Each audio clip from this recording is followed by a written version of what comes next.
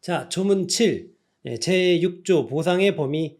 재보험에서 보상하는 재의 범위는요, 해당 재해의 발생 빈도, 그리고 피해의 정도, 그리고 객관적인 손해평가 방법 등을 고려하여 재보험의 종류별로 대통령령으로 정한다네요. 딱 3개가 나오니까 하나 틀린 보기 해가지고 딱 하기 괜찮겠죠? 자, 그리고 정부는 재보험에서 보상하는 재해 범위를 확대하기 위하여 노력하여야 한다. 이게 우리 손해평가사 그 일거리가 앞으로 늘어날 거라는 증거 중에 하나가 되겠죠. 증거 1호. 인간의 탐욕 때문에 자연이 이미 많이 파괴가 됐고 앞으로 자연재해는 가면 갈수록 늘어날 거기 때문에 손해평가사 할 일이 늘어날 것이다. 뭐 이렇게 얘기할 수도 있지만 이렇게 법적으로 이렇게 명문으로 이렇게 딱 써놨어요. 정부가 앞으로 재보험 그 보험에서 보상하는 재해 범위를 이렇게 확대하기 위해서 노력해야 한다라고.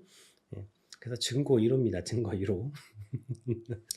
조문 8, 제7조 보험가입자. 재보험에 가입할 수 있는 자는 농림업, 축산업, 양식수산업에 종사하는 개인 또는 법인으로 하고요.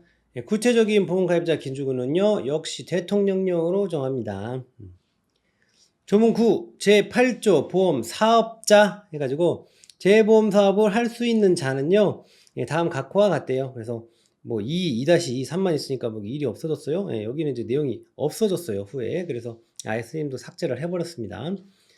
자, 뭐 오류나 이런 건 아니에요. 고의로 안 적은 거예요.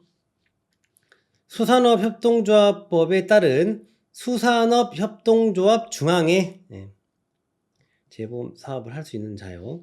그리고 산림조합법에 따른 산림조합 중앙회, 그리고 보험업법에 따른 보험회사, 이렇게 3가지가 있대요. 그러면 이제 공부 좀 한 수험생들이 물어보죠. 선생님, 그 NH 농협선보는 그러면은 그건 보험회사잖아요. NH 농협선보 여기 해당이 돼요. 보험회사에. 그래서 재보험 사업을 할 수 있는 자는 이렇게 3가지다. 수산업협동조합 중앙회, 산림조합 중앙회, 그리고 보험회사. 이렇게 좀 기억을 해놓으세요. 제1항에 따라 재보험 사업을 하려는 자는요, 농장 또는 해장하고요, 재보험 사업 약정을 체결해야 한대요. 제2항에 따른 약정을 체결하는 자는요, 다음 각호의 서류를요, 농장 또는 해장에게 제출하여야 합니다. 어떤 그 서류들을 제출해야 되는지 볼게요. 자, 먼저 하나, 사업 방법서, 그리고 2, 그 보험 약관, 그리고 3번째, 보험료 및 책임 준비금 산출 방법서, 그리고 하나 더, 그 밖에 대통령령으로 정하는 서류, 이렇게 되는데, 이게 이제 뒤에 가게 되면 나와요. 이게 뭐예요? 정관을 말합니다. 정관을. 그래서 요 4가지가 그 약정 체결을 위해 제출해야 할 서류가 됩니다. 4가지 서류요.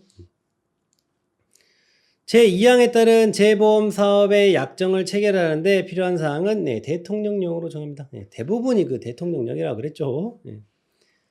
자, 조문 10, 제9조 보험료율의 산정. 그래서 제8조 제2항에 따라 농장 또는 해장과 재해보험 사업의 약정을 체결한 자는 이제 뭐 재보험 사업자라고 부르죠. 재보험의 보험료율을 객관적이고 합리적인 통계 자료를 기초로 하여 보험 목적물별 또는 보상 방식별로 산정하되 다음 각호 구분에 따른 단위로 산정하여야 합니다. 이게 이제 우리 이론서를 여러분들이 이제 2차 시험 공부하기 위해서 보시게 되면은 보험 목적물별로 뭐 사과라든지 포도라든지 인삼 이런 식으로 나눠서 내용이 나오고, 또 뭐 보상 방식별도 뭐 수확 감소가 된 부분에 대한 거로 얘기를 한다든지, 수입이 감소된 부분으로 얘기를 한다든지, 아니면 뭐 생산비를 보장해주는 방식으로 된 그걸로 한다든지, 이렇게 좀 이렇게 나눠져요. 이렇게 나눠서 나와요, 내용도. 그래서 그 보험 목적물별 또는 보상 방식별로 산정을 하고요. 다음 각호 구분에 따른 단위로 산정한대요. 그래서 어떤 단위 보니까 구역을 행정구역 단위 그리고 권역 단위 이렇게 해가지고 얘기를 하죠. 그래서 행정구역 단위 해가지고 특별시, 광역시, 도, 특별자치도 또는 시. 근데 이 시에는 특별자치시와 뭐 제주특별자치도 설치 및 국제자유도시 조성을 위한 특별법 제10조 제2항에 따라 설치된 행정시를 포함한다. 어쨌든 시, 그리고 군, 그리고 구. 그러니까 여러분들 이제 뭐 이런 조문 이거 숫자 있잖아요. 몇 조 몇 항인가 이런 거 이거 안 해오셔도 돼요. 이거 시험 안 나옵니다. 어렵게 생각하지 마세요. 그래서 기본적으로는 도시 군구 되죠. 도시 군구죠. 예. 그죠? 근데 다만 보험업법 제129조에 따른 보험료율 산출 원칙에 부합하는 경우에는 예? 자치구가 아닌 구읍면동 단위로도 보험료율을 산정할 수 있다. 예, 그래서 여기를 좀 정리를 하게 되면은 기본적으로는 도시 군구. 예, 근데 이러저러한 조건이 맞는 경우에는 요거 구읍면동 단위로도 보험료를 산정할 수 있다. 예, 이렇게 정리하면 되겠습니다. 그리고 권역 단위로도 이렇게 얘기가 나왔죠. 그러니까 권역 단위 해가지고 농장 또는 해장이 이 행정구역 단위와는 그 따로 구분해서 표시하는 지역 단위를 말합니다. 뭐 예를 들어서 뭐 호남권 예를 들면 이런 식으로 이렇게 권역을 따로 이렇게 정해가지고 하는 걸 말을 해요. 조문 11 제10조 보험 모집 재보험을 모집할 수 있는 자는요 다음 각호와 같대요. 산림조합 중앙회와 그 회원조합의 임직원, 수협중앙회와 그 회원조합 및 수산업협동조합에 따라 설립된 수협은행의 임직원, 그리고 수산업협동조합 제60조의 공제규약에 따른 공제 모집인으로서 수협중앙회장 또는 그 회원조합장이 인정하는 자. 이제 여기를 말을 또 바꿔가지고 뭐 해양수산부 장관 이렇게 한번 나온 적이 있었는데 그런 거 안 돼요. 네. 이런 거 틀린 복입니다.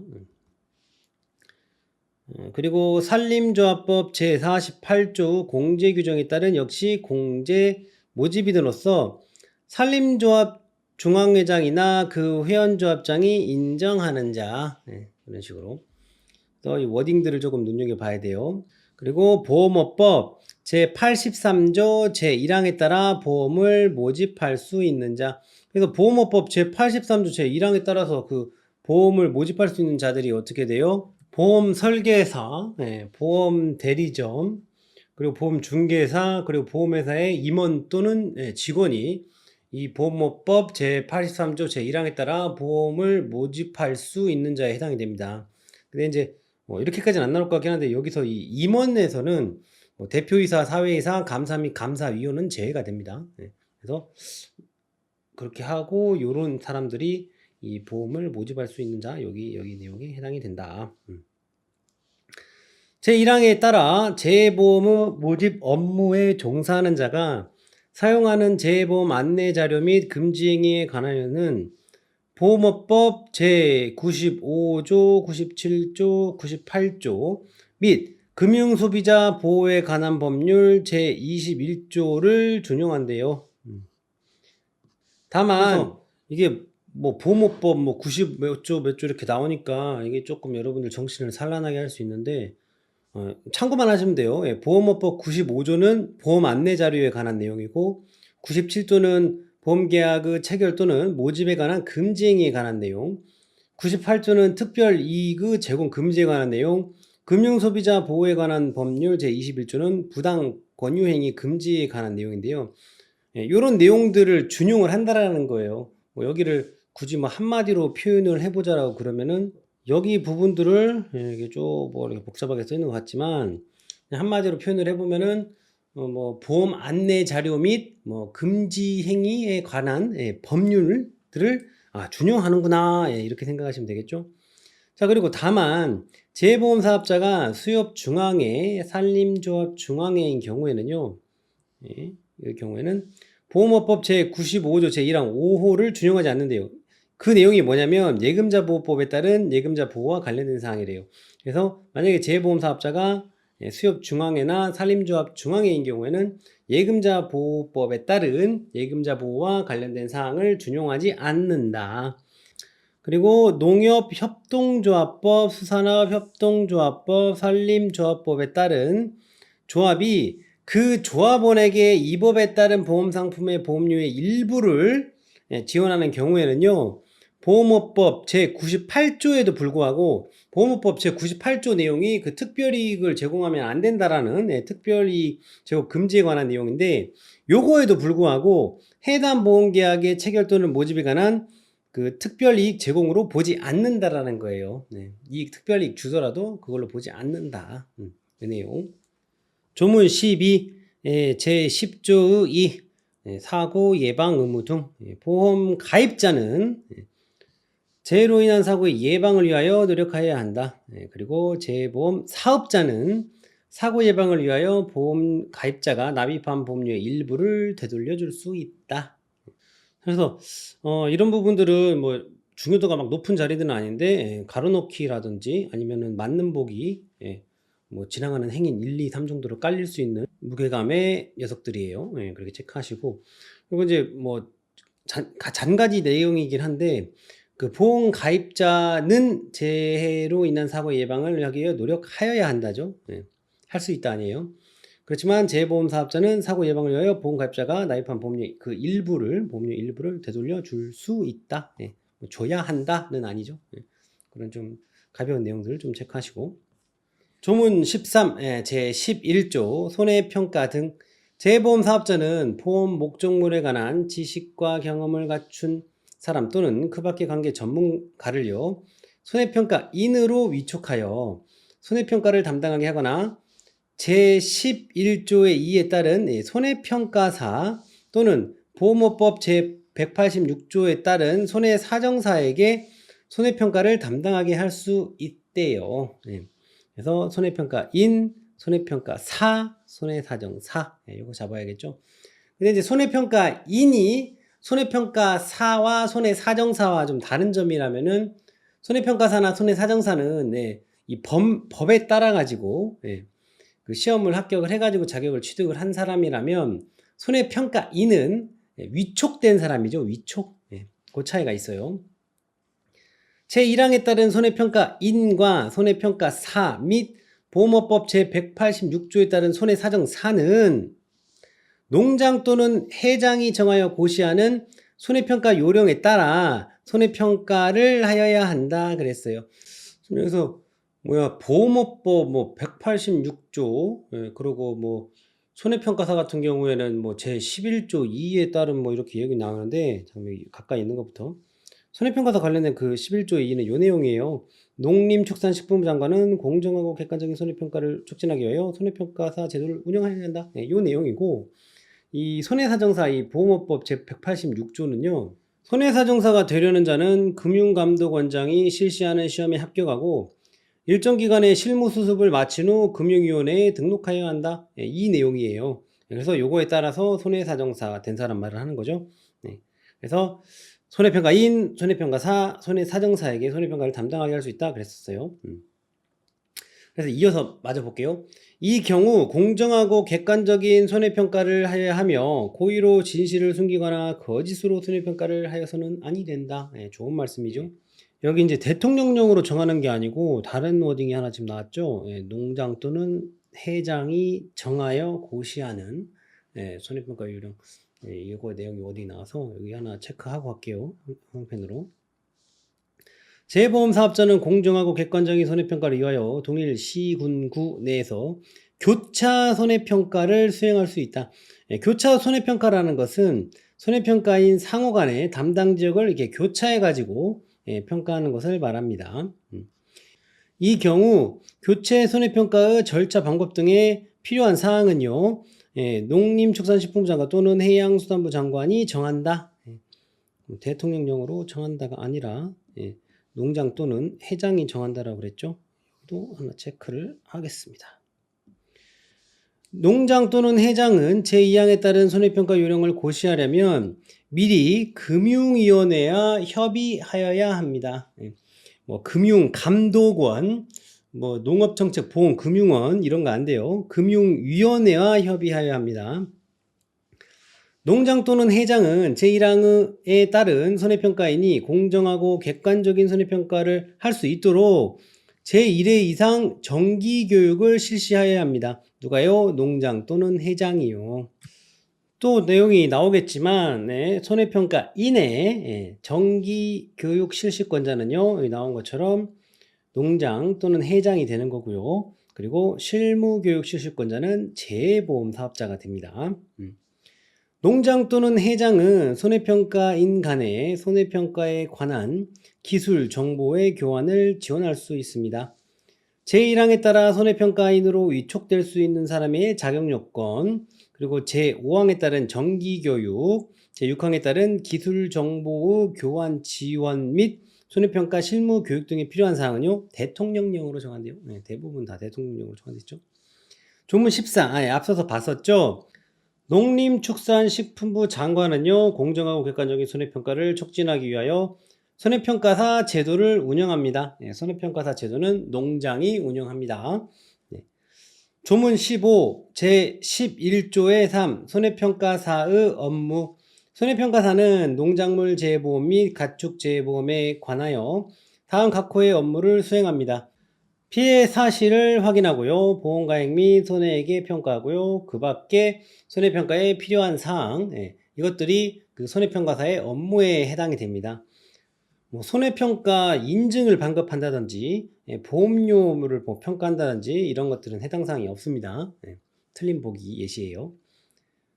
조문 16, 제11조의 4, 손해평가사의 시험 등.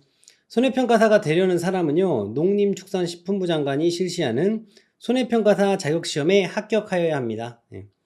여러분들은 지금 1차를 공부하고 있죠? 그 자격시험에. 그리고 보험 목적물 또는 관련 분야에 관한 전문 지식과 경험을 갖추었다고 인정되는 대통령령으로 정하는 기준에 해당하는 사람에게는요, 손해평가사 자격시험 과목의 일부를 면제할 수 있습니다. 전부 아니에요. 일부를 면제할 수 있습니다. 그리고 하여야 한다 아니고 할 수 있답니다. 농림축산식품부 장관은요, 다음 각 호의 어느 하나에 해당하는 사람에 대하여는 그 시험을 정지시키거나 무효로 하고 그 처분 사실을 지체 없이 알려야 합니다. 첫 번째, 부정한 방법으로 시험에 응시한 사람. 두 번째, 시험에서 부정한 행위를 한 사람. 다음 각 호에 해당하는 사람은요, 그 처분이 있은 날부터 2년이 지나지 아니한 경우 제1항에 따른 손해평가사 자격시험에 응시하지 못합니다. 2년이에요. 여기 3년이나 이런 걸로 바꾸기 좋아요. 그래서 어떤 내용들이냐면요, 제3항에 따라 정지 무효 처분을 받은 사람, 그리고 손해평가사 자격이 취소된 사람, 이런 사람들 2년 동안 처분이 있은 날부터 2년 지나지 않았으면은 다시 시험 응시 못합니다. 제1항 및 제2항에 따른 손해평가사 자격시험의 실시, 응시, 수수료, 시험 과목의 면제, 시험 방법, 합격 기준 및 자격증 발급 등에 필요한 사항은요, 대통령령으로 정하네요. 역시 손해평가사는 다른 사람에게 그 명의를 사용하게 하거나 다른 사람에게 그 자격증을 대여해서는 아니 됩니다.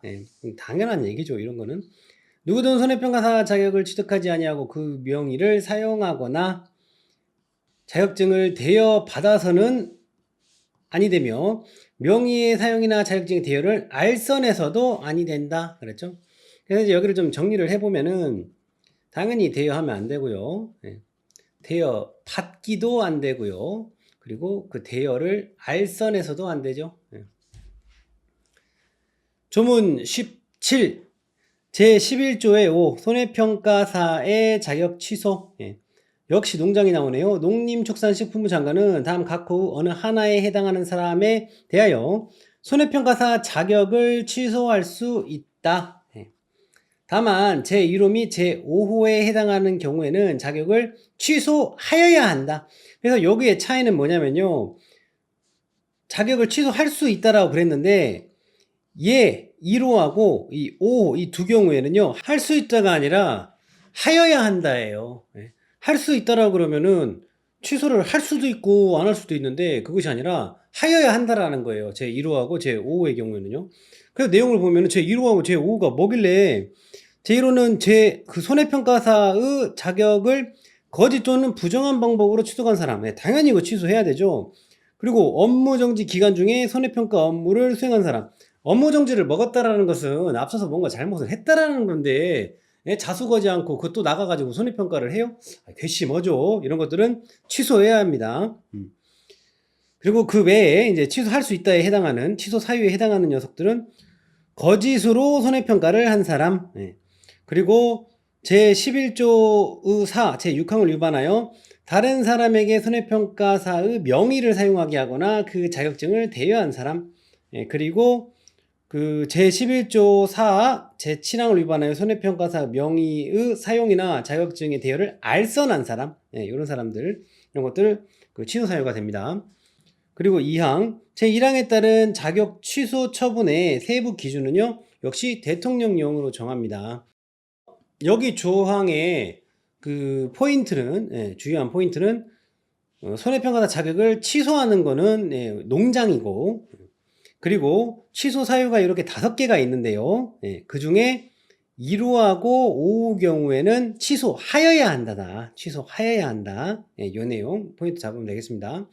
그리고 손해평가사 뭐 이제 자격 취소하는 거 관련해 가지고 이제 문제가 나오게 되면은 여러분들 틀린 보기를 조금 명확하게 골라낼 수 있게 이제 나올 수도 있는데, 그거에 해당이 되는 것들이 뭐 예를 들어서 뭐를 게을리하는 것 같다라든지 아니면 손해평가라서 자질이 부족해 보인다라든지 이런 식으로 워딩을 쓰게 되면은 딱 틀린 보기가 좀 명확해지죠. 우리가 얼마나 힘들게 어렵게 공부해 가지고 자격증을 땄는데 다른 누군가 봤을 때 저거 게을리하는 것 같은데 이런 느낌적인 느낌이라든지, 예, 어떤 사람이 볼 적에 자질이 조금 부족해 보이는데 이런 걸로 그 자격 취소해버리면 그 말이 안 되잖아요. 그죠? 자, 그래서 지금 잠깐 여기까지 중간 정리 잠깐 하게 되면은 손해평가사 제도를 운영하는 거, 예, 농림축산식품부 장관, 예, 농장이었죠. 그리고 손해평가사 시험 실시하는 것도 농장이었어요. 그리고 방금 전에 봤던 문제가 있었을 때 손해평가사 자격 취소하는 것도 농장입니다. 요거 체크하고 가겠습니다.